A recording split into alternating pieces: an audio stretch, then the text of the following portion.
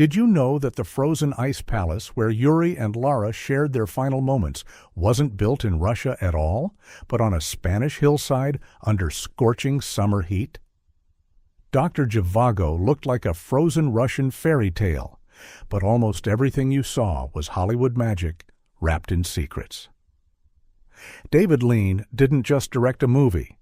He created a world where fake snow covered real deserts, where actors nearly froze to death on artificial ice, and where love bloomed inside chaos that almost destroyed the entire production. This wasn't just filmmaking. It was war against nature, time, and impossible dreams.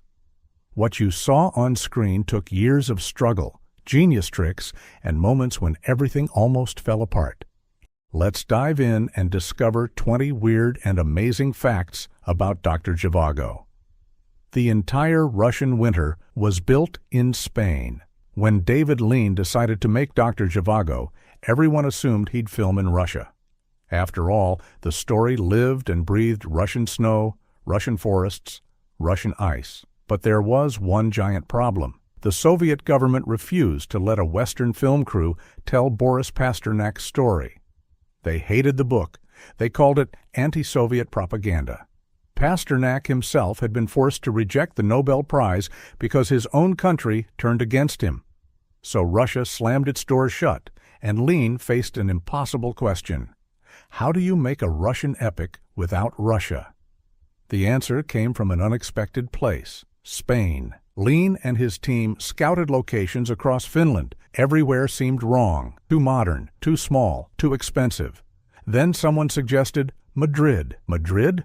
The city famous for burning summers and dusty plains? It sounded insane. But when Lean's location scouts traveled 30 miles outside the capital, they found something remarkable: rolling hills, ancient villages, wide open spaces that could pass for the Russian countryside if you squinted hard enough. And best of all, the Spanish government welcomed them with open arms and cheap prices.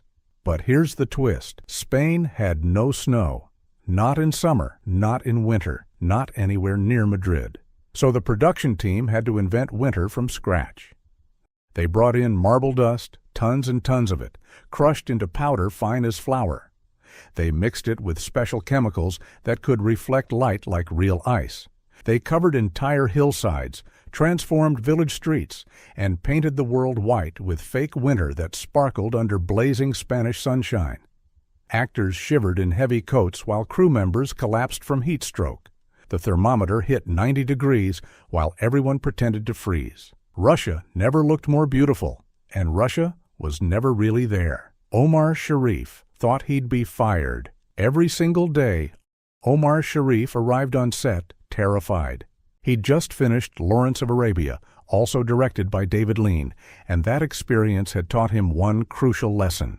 Lean was a perfectionist who accepted nothing less than impossible. Sharif knew he was Lean's second choice for Dr. Yuri Zhivago. The director had wanted Peter O'Toole, his Lawrence, his Golden Star.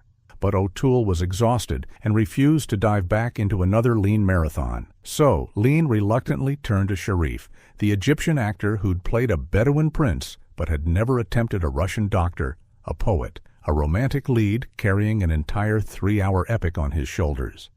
Sharif felt like an imposter from day one. He watched Lean study every take with cold, calculating eyes. He felt the director's disappointment radiating like winter frost. Lean rarely praised. He barely spoke except to give clipped instructions. Sharif would finish a scene feeling proud, only to see Lean's face twist into a frown. Again, Lean would say. Just that. Again. No explanation. Again and again and again until Sharif's confidence crumbled into dust. Every morning, Sharif woke up convinced today would be the day Lean fired him. He'd pack his belongings mentally, rehearse apologies, imagine the headlines announcing his replacement. He'd walk to set with his stomach churning, ready for the axe to fall. But it never did. Lean kept shooting, kept demanding, kept pushing Sharif deeper into Zhivago's soul until the actor stopped trying to please the director and simply became the character. Years later, after Dr. Zhivago became one of the highest-grossing films in history, Sharif admitted the truth. He'd lived in terror for 18 months, certain he was failing while actually delivering the performance of his lifetime. Fear carved out brilliance he didn't know he possessed. That wasn't confidence on screen, it was survival. Julie Christie almost didn't get cast because she was too beautiful. David Lean had a very specific vision for Lara.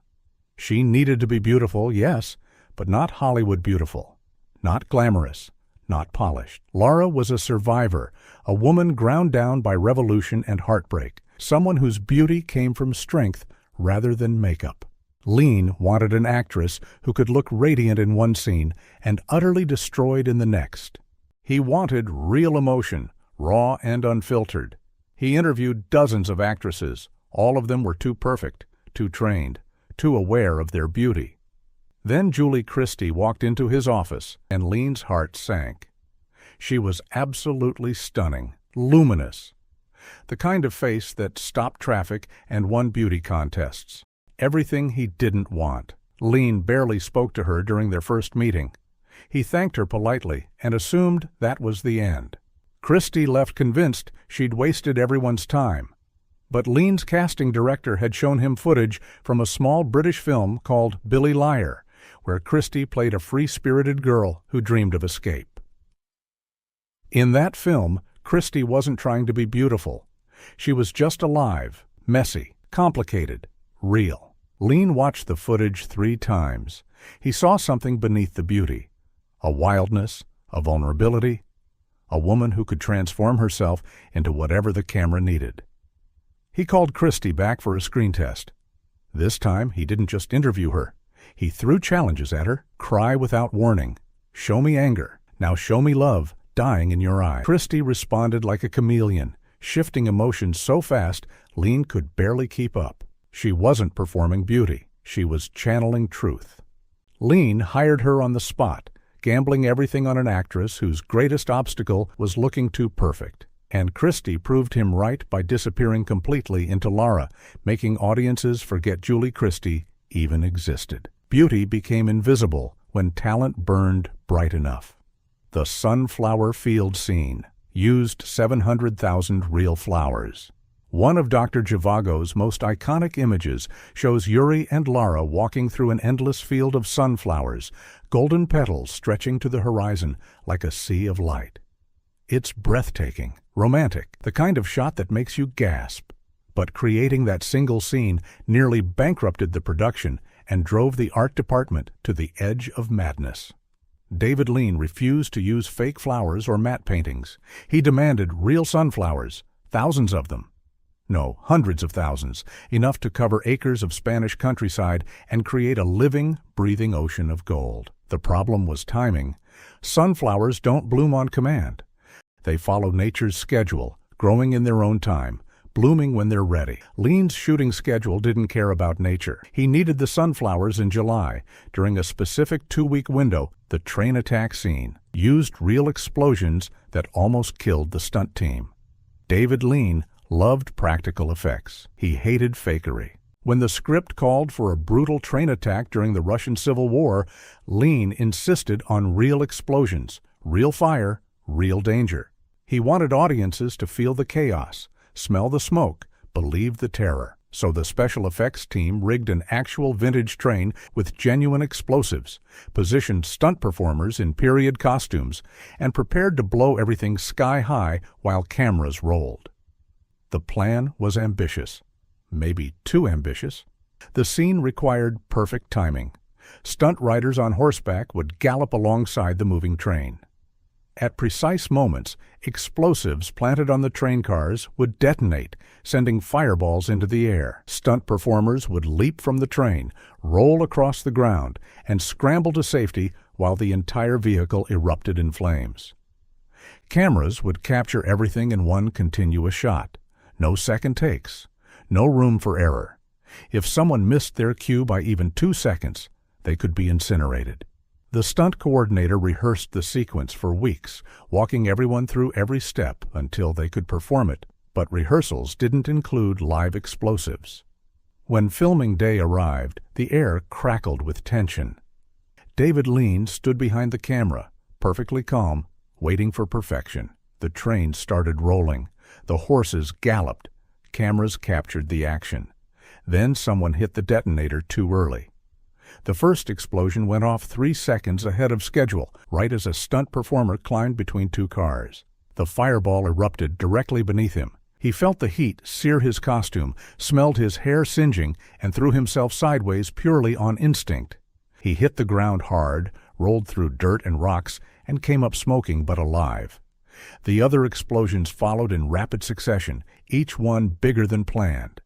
The entire train became an inferno. Rod Steiger hated every minute of playing Komarovsky. Rod Steiger was a method actor through and through. He believed in disappearing into characters, living their lives, breathing their thoughts. When he signed on to play Viktor Komarovsky, the corrupt, predatory lawyer who destroys Lara's innocence, Steiger threw himself into darkness. He studied predators. He cultivated cruelty. He made himself into a monster, and it destroyed him from the inside out. Every day on set felt like drowning in sewage. He hated Komarovsky, hated the character's violence, his manipulation, his casual evil. And because Steiger was method, he couldn't just turn it off between takes. The scenes between Komarovsky and Lara, especially the assault sequence, haunted Steiger for years. He and Julie Christie had to film moments of violence and violation that felt horribly real. Christie handled it professionally, separating performance from reality. But Steiger couldn't. He carried Komarovsky's poison home every night. He'd sit in his hotel room, drinking too much, trying to scrub the character's filth from his soul. His wife noticed the change. Steiger became withdrawn, angry, consumed by self-loathing. He started dreading mornings, hating the mirror, despising the man he had to become. David Lean noticed too, but misunderstood. He thought Steiger was struggling with the performance. In reality, the performance was perfect. Too perfect. Steiger had become Komarovsky so completely that the lines blurred. The balalaika theme was composed on a tiny Portuguese guitar. Maurice Jarre's score for Doctor Zhivago became one of the most recognizable film themes in history.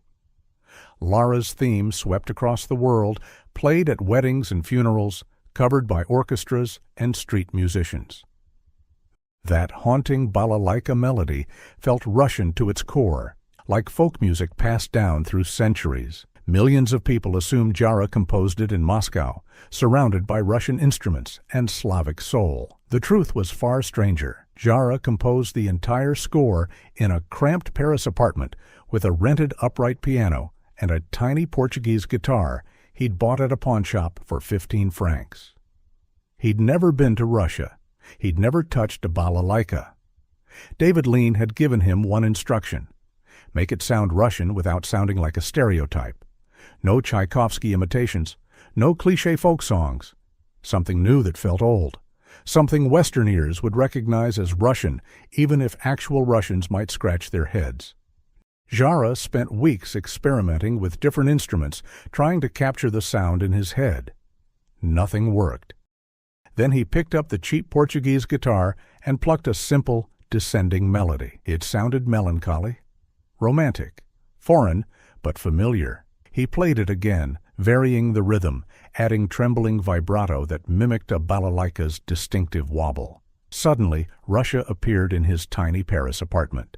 He built the entire theme around that accidental discovery, layering strings and winds until the Portuguese guitar disappeared completely, transformed into something that sounded authentically Russian to everyone. When the film premiered in Moscow years later, during a brief thaw in Cold War relations, Russian musicians praised the score's emotional depth, while privately joking that no actual Russian folk song ever sounded quite like that. They were right. Jarre had invented Russian soul from Portuguese wood and French imagination. The balalaika on screen was real, played by Russian musicians. The theme everyone remembered came from a 15-franc pawnshop guitar. Sometimes the best way to capture truth is through beautiful lies. The ice palace was made of wax, and it kept melting under the lights. The final act of Doctor Zhivago centers on the abandoned Varikino estate, where Yuri and Lara hide from the revolution. By the time they arrive, winter has transformed the mansion into a frozen palace, every surface encrusted with ice, icicles hanging from chandeliers like crystal daggers. It's magical, otherworldly. One of cinema's most beautiful images of decay and desolation.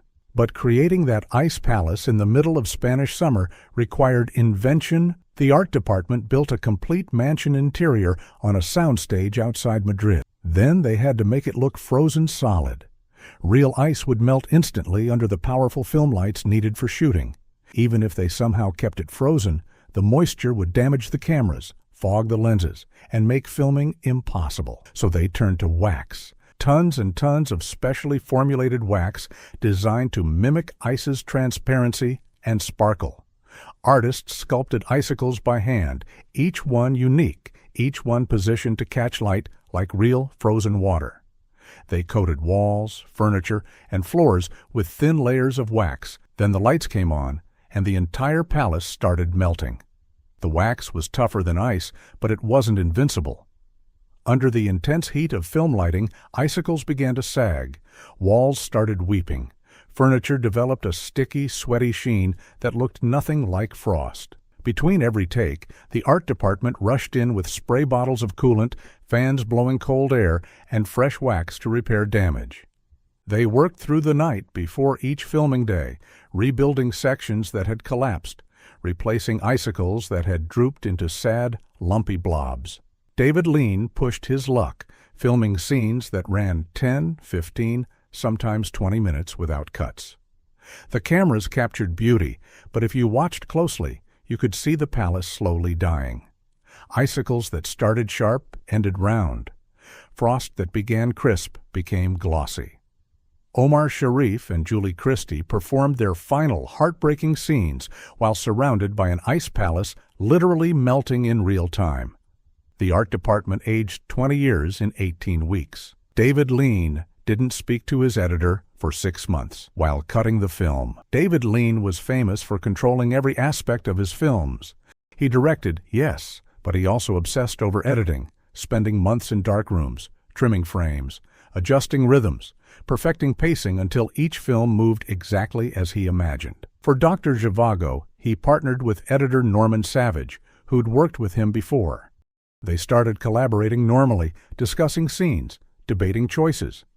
Then Lean descended into madness. About 3 months into editing, Lean stopped talking. Not to everyone, just to Savage. He'd sit beside his editor in the cutting room, watching footage, making decisions, but communicating only through grunts, gestures, and scribbled notes. Savage would ask questions. Lean would point. Savage would suggest alternatives. Lean would shake his head or nod, never speaking. Days turned into weeks, weeks into months. The silence became oppressive, suffocating.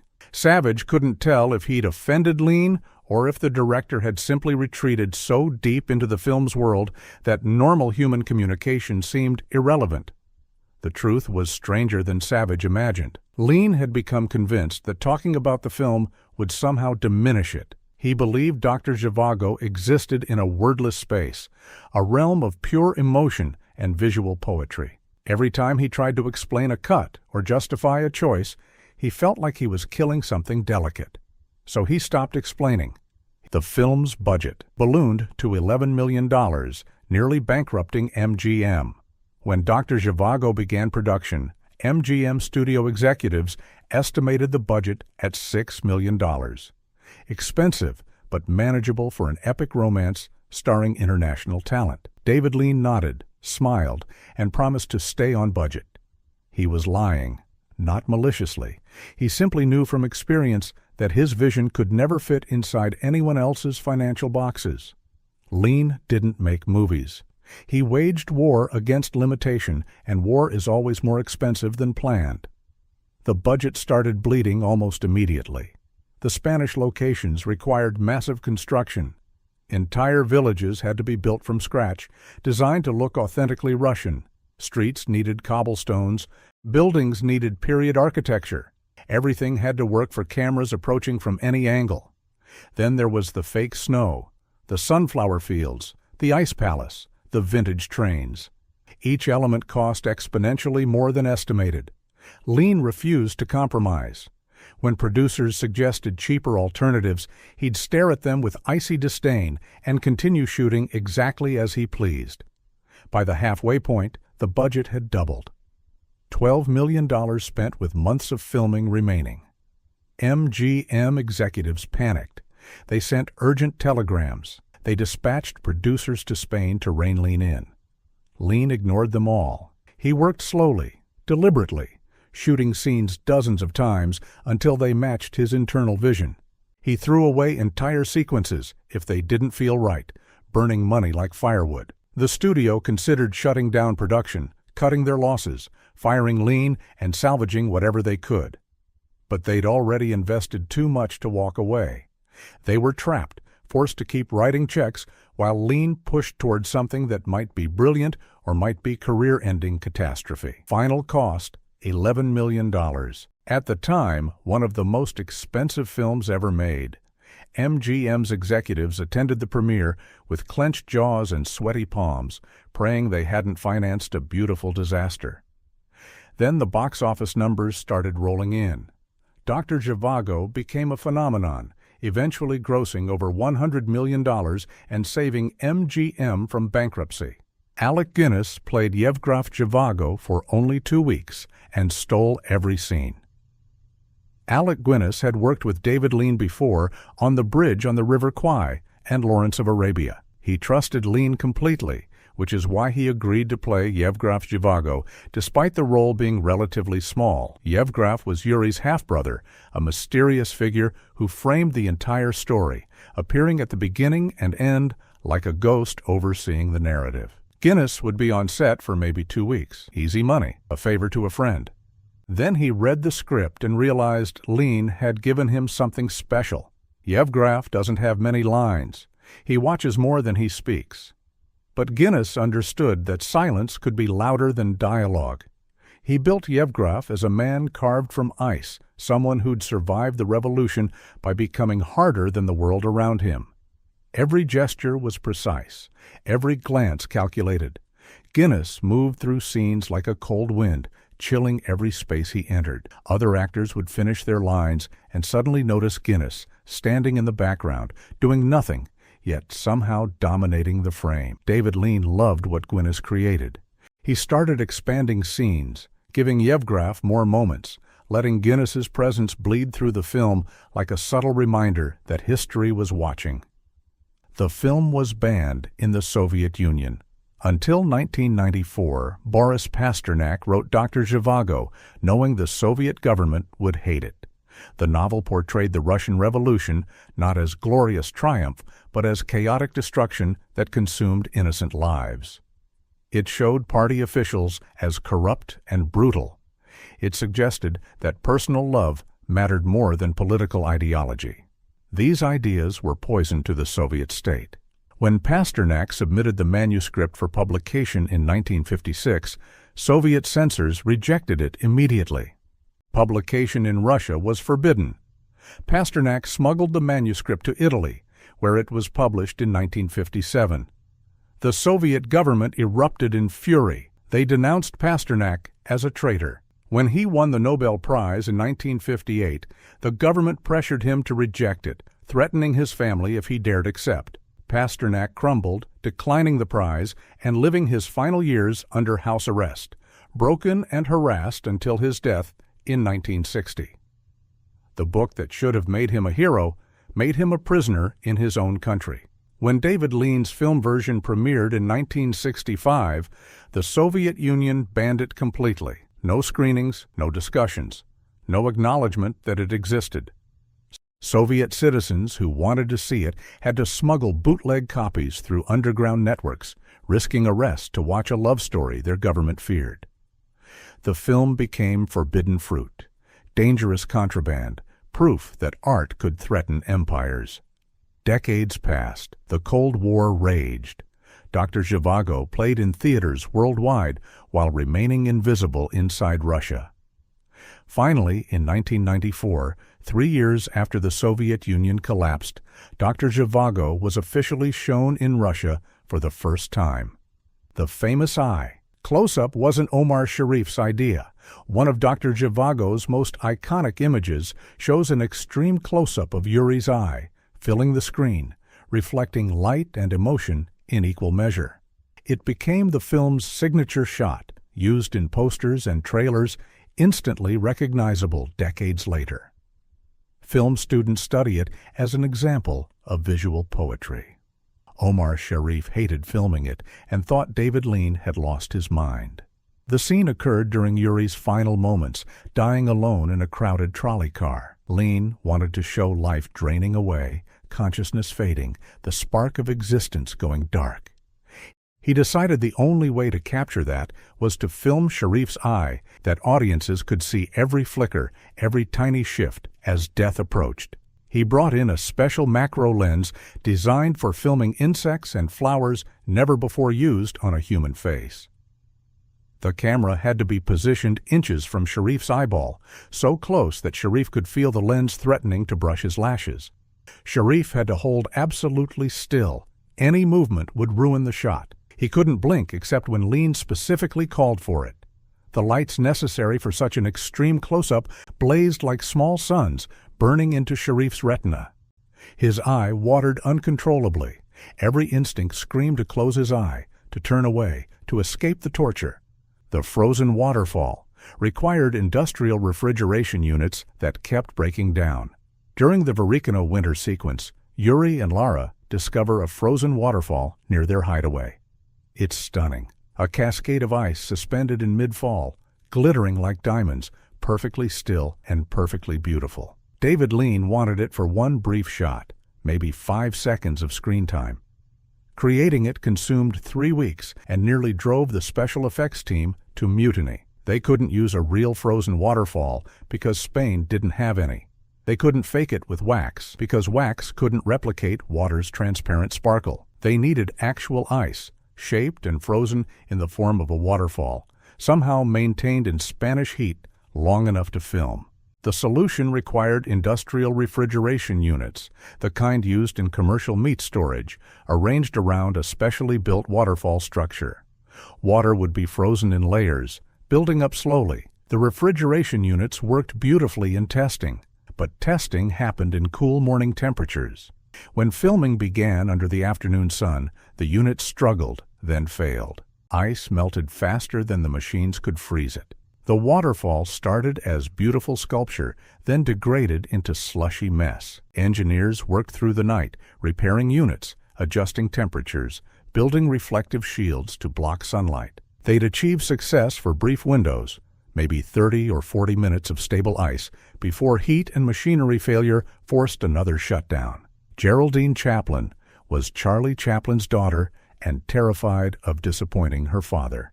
Geraldine Chaplin came to Dr. Zhivago carrying the weight of legendary genes. Her father, Charlie Chaplin, was arguably the most famous filmmaker in history, a genius who'd invented cinema as an art form. Geraldine wanted desperately to be taken seriously as an actress on her own merit, not as someone's daughter. But the shadow was unavoidable. Everyone knew who she was. Everyone judged her against impossible standards. David Lean cast her as Tanya, Yuri's wife, the decent woman who loved him faithfully while he dreamed of another. It was a difficult role. Tanya had to be sympathetic but not interesting, loving but not passionate. She represented duty and safety, everything Yuri respected but couldn't love completely. Geraldine threw herself into the part, determined to prove she belonged. But off-camera, she battled crippling self-doubt. Every scene felt like an audition. Every take became an exam she might fail. Her father visited the set once during production. Geraldine remembered that day with crystal clarity for the rest of her life. Charlie Chaplin watched quietly from behind the monitors while David Lean filmed one of Geraldine's emotional scenes. She knew he was watching. She felt his presence like a spotlight. The film's opening scene was shot at a real hydroelectric dam in Spain. Dr. Zhivago opens with Yevgraf, searching for Yuri's lost daughter at a massive hydroelectric dam where workers toil in the shadow of Soviet industry. The dam is enormous, brutalist, oppressive. It represents everything the revolution built: functional, powerful. David Lean needed a location that could communicate all of that in a single shot. He found it in Spain at the Aldea d'Avila Dam, one of the largest in Europe, completed just 3 years before filming began. The dam administrators agreed to let Lean film, assuming he wanted a few quick shots. Lean showed up with hundreds of extras, full camera crews, and plans to occupy the dam for 3 weeks. The administrators nearly fainted. Lean ignored their protests, capturing the structure's inhuman scale. The shoot was dangerous. The dam sat in a deep gorge with steep walls and rushing water far below. David Lean never watched the finished film again after the premiere. David Lean attended Doctor Zhivago's premiere in December 1965. He sat in the back of the theater watching his 3-hour and 17-minute epic unspool before an audience for the first time. He'd spent 4 years of his life on this project. 4 years of location scouting, casting battles, 18 months of shooting in brutal conditions, and another 18 months locked in editing rooms. The film was his obsession, his prison, his reason for existing. Now it was finished, released into the world to succeed or fail without him. When the credits rolled and the applause began, Lean slipped out through a side exit. He didn't stay for the reception, didn't give interviews, didn't celebrate. He walked back to his hotel alone, feeling hollow. People assumed he was nervous about reviews or box office. The truth was simpler and stranger. He couldn't watch the film anymore because he already knew every frame too well. He could recite every cut, anticipate every music cue, feel every imperfection that no one else would notice. The film had stopped being something he could experience. It was just a catalog of choices made, compromises accepted, battles won and lost. Years later, when Doctor Zhivago became recognized as a masterpiece, when it topped lists and won awards and earned a permanent place in cinema history, people would ask Lean if he ever rewatched it. He'd smile and shake his head. "I lived it once," he'd say. That was enough. He moved on to new obsessions, new films, new wars against limitation. Dr. Zhivago belonged to audiences now. They could love it or hate it, analyze it, or simply feel it. Lean had given everything he could. The film didn't need him anymore. Friends sometimes wondered if this was healthy, this absolute severance from his own work. But Lean understood something crucial about art. Once it's finished, it stops belonging to the creator. It becomes a living thing that exists independent of the hands that made it. He'd poured his soul into Dr. Zhivago. But souls aren't meant to be preserved in amber. They're meant to be spent, used up, exhausted in the act of creation, then refilled for the next impossible dream. Lean never looked back because he was already looking forward. Some artists polish their past. Others chase their future. Lean was always running towards something new. Bonus fact: the girl in the final scene was found. 3 days before filming, Dr. Zhivago's ending hinges on a single. Yevgraf finds a young woman working at the hydroelectric dam who might be Yuri and Lara's lost daughter. She doesn't know her own history. She can't confirm anything. But there's something in her face, something in her eyes that suggests connection, that hints at the possibility of love surviving through generations despite revolution, despite loss, despite everything. The entire film's emotional resolution depends on casting the perfect actress for this brief role. Someone who could communicate possibility and mystery with just a look.